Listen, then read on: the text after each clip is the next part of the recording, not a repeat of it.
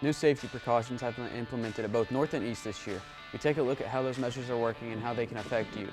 I see us making that change definitely this school year, but we're always looking at best practices and what's best for students and staff here at East.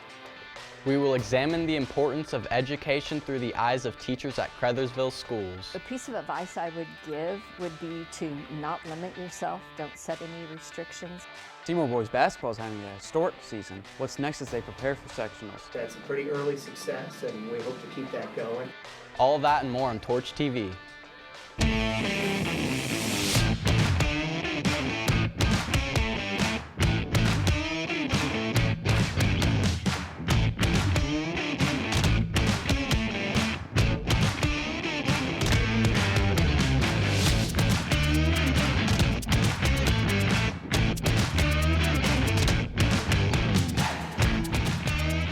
Welcome to this edition of Torch TV. I'm your host, Kayla Murphy, and joining me today is Colin Wolfe. Colin, how are you? Good. Did you get your schedule turned in? Yes, I did, but I'm wanting to make a few changes. All right, make sure to go see your counselor about that. Speaking of schedule changes, all students should have turned in their form for next year's classes. If you change your mind about the classes you signed up for, you have until spring break to make any changes. Schedule a meeting with your counselor or email her today. Seniors, Jostens will be here on March 1st during both lunch mods for the cap and gown pickup.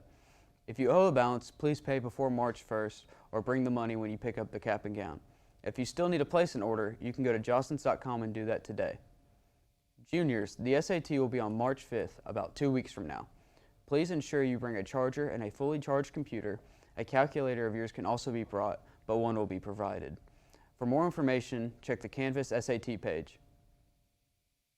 Like most high schools, East is always changing with a new principal, lanyards, pickups and drop-offs, and also class courses. All new this year. East has also made a few safety changes this year. The results are positive. Yeah, so the switch to the two doors at the beginning of the day, door 15 and door number 1, wasn't necessarily made because we didn't have like random people coming into the building, but we made the change to limit the number of doors that were open and to, again, create some consistency of where people should be flowing to before, especially that time before school when so many people are moving in. So, yeah, I mean, I think there's always changes that we can make to improve safety for students and staff. And you know, we have a building safety team that we're regularly reviewing kind of what's the best practices. I do think down the road we need to look at like the drop-offs, and students should really just be getting dropped off in the south student lot and the north teacher/student lot, and not being dropped off in the main lot because there's a lot of people who walk there. And so there's a lot of safety issues there as far as walking through the parking lots during dark times, and so using the appropriate drop-offs. But that's what we're trying to do with communication through Parent Square, Student Square, and just setting out where those appropriate spots are and then identifying the areas that maybe we need to have a little bit more enforcement. The theater department has announced their spring play is Holes, a novel that most students read in elementary school. When Mr. Welsh heard that Holes was being made into a production, he considered it a no-brainer. Auditioning is no easy task, but it gives Mr. Welsh options on how the roles will be cast. Recently, when I found out that the author of the book had actually adapted it to the stage, I was excited and thought this might make a really fun show for the kids to do. Pretty much the way we do most of our audition, I go through the play and choose a number of different scenes that highlight different characters that are in the show. Then when students are here, I'll say, okay, you play this character, you play this character, you play that character. They get up and read that scene until I see the kinds of things that I'm looking for each character, and go from there. Auditions are being held this week. Positions as stagehands and on the tech team are also available. After the break, we traveled to Crothersville to examine the importance of education. And we analyzed the use of both antibiotics and vaccines in livestock. All that and more on Torch TV. Oh my gosh, I just love my boyfriend so much. He's so hot. He's the captain of the football team and the hockey team and the baseball team and the lacrosse team. He's just so perfect. Yeah, he's so hot. I wish he was my boyfriend. Oh no, it's Chad. Hey, nerd. Give me your lunch money, or else all you're gonna have for lunch is a knuckle sandwich.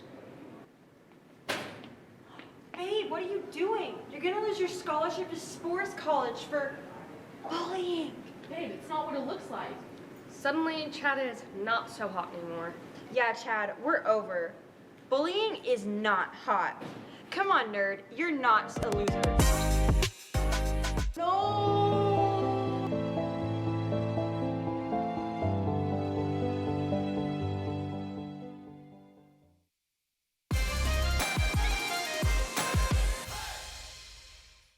The value of education is undeniable.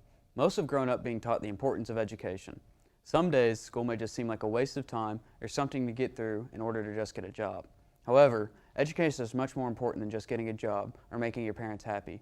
In fact, education can change the course of a life.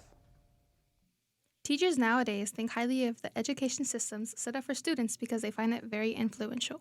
I think education is valuable just so that so many of our students that go back into the workforce have the capabilities of being able to, just coexist in the world.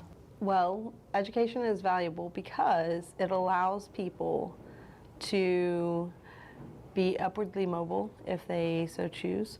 I think the value of education is that we start out as an empty slate, and think of yourself as being in a room with no windows, and when you acquire knowledge and education, it allows you to open your doors and your windows so you can see more of the outside and opportunities. Everyone asks, what even is the purpose of school, at least once in their life? So why don't we find out ourselves? To me, the purpose of education is to just be able to better yourself, be able to give back to the community that made you. I believe the purpose of education is to just open your mind as to what's going on around you. So many of the jobs that are going to be created in the next 10 years don't even exist now. I think the purpose of education is to prepare individuals for society as citizens and being a part of the workforce. Advice is always nice when going through school. You want to make sure you are prepared and ready for whatever is thrown at you. So a piece of advice I would give would be to not limit yourself. Don't set any restrictions.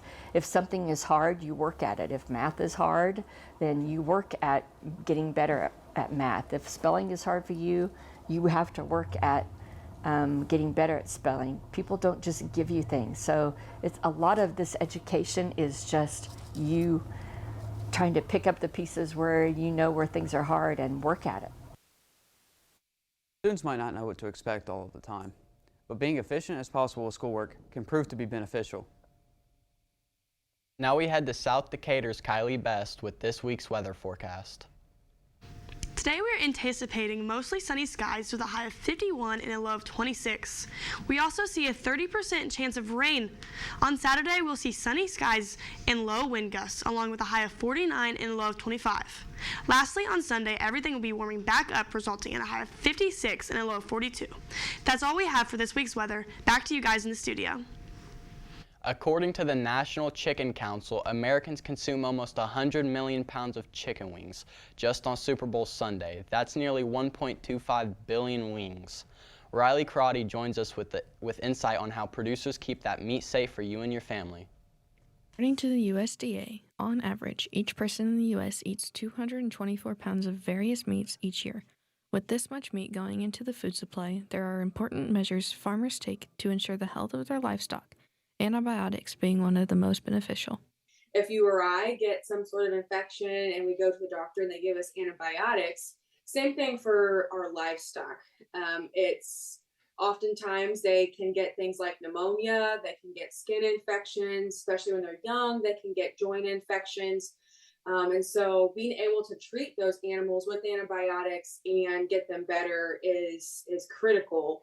And then it also provides a safer end product to the producer. Livestock producers very often run into problems when their animals become sick.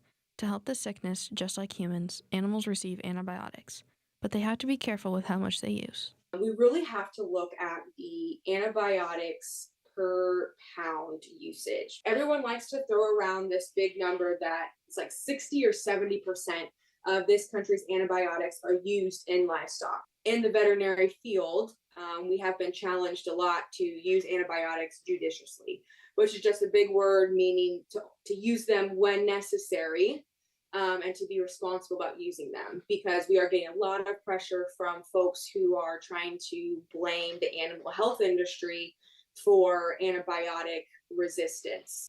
Antibiotics can be a great option for curing a disease or infection, but there's a few things producers can do to avoid animals getting sick. Vaccinating them would help to fight against many problems to come in the future. Utilizing things like vaccines really does make a difference too in decreasing the amount of antibiotics that we have to use.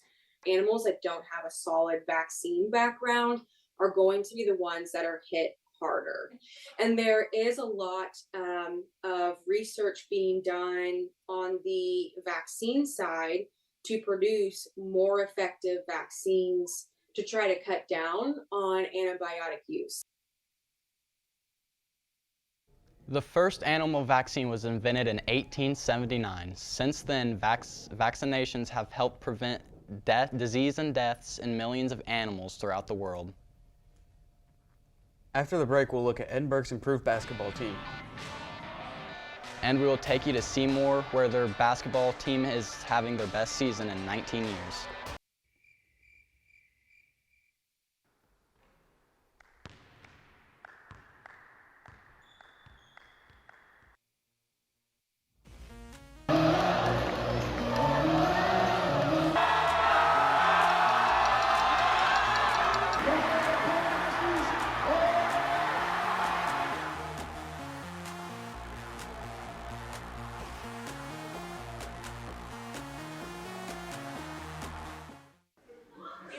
Talking to you about a final project. Yeah. Here it is, and if you don't complete it, you will not pass my class. He's not gonna do it. How you doing? Hey. You feeling better? I was never sick. I'm a little better. Are you? Still, never sick. Did you get that project done? No. Just not feeling great. You know, I don't have any choice. Yep, I failed him. I'm sick.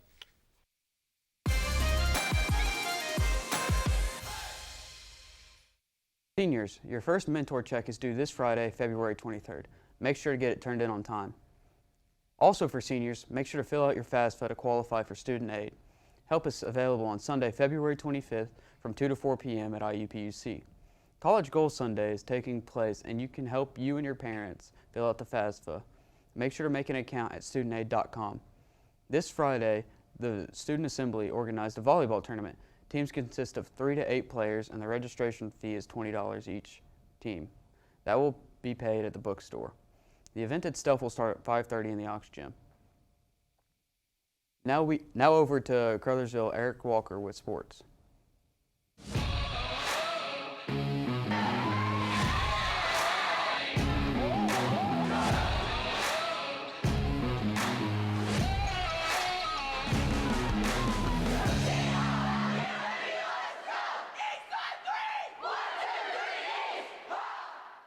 Edinburgh is a town of just over 4,000 people. It is a tight and close community, as with most small towns are in Indiana. There is a big emphasis placed on high school sports. First-year boys basketball coach Devin Burton understands the importance of his program to the community and is hoping to bring some of that joy to those fans that support the Lancers year after year. With a town population of less than 4,500 people, the basketball teams have a lot of meaning to Edinburgh. Growing up and being a part of a small town, basketball is super important. I think that the basketball team means everything to the community. I think the basketball team means more to the community than most communities. With new head coach Devin Burton leading the group, the team has adapted new identities as a whole. Just positive culture. We try to stay positive all the time. I think to have a little bit of swag and confidence, I think that can take you a long way. Sense of rejuvenation. With the new positive culture and energy within the basketball program, there is always room for improvement. In today's world, people want to be like the college players and the NBA players. I think I'd love to see us get back to just more discipline. Toughness. Just our togetherness, and one thing we talk a lot about is mental toughness. Although Edinburgh hasn't had the season they wanted, the bunch is looking to turn it up during sectional time as they play South Decatur on February 28th. Seymour is having their best basketball season in 19 years. Currently, the Seymour Owls are 17-4 and have clinched the first Hoosier Hills Conference championship in school history. They are looking forward to the postseason where they are seeking their first sectional title since 1992. Well, our kids are working really hard so far this season, and we've had some pretty early success, and we hope to keep that going.